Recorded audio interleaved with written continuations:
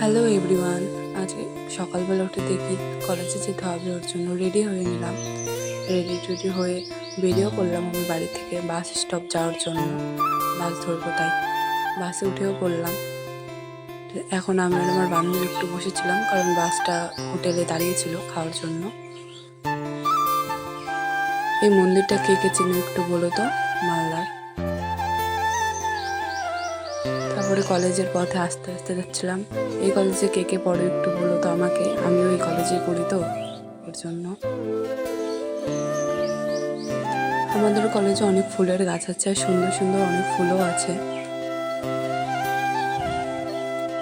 ঢুকে বসে পড়লাম ক্লাসরুমে, কারণ আজকে ইন্টারনাল এক্সাম ছিল। ক্লাস এক্সাম শেষ, তো এখন আমরা বাড়ির দিকে যাচ্ছিলাম।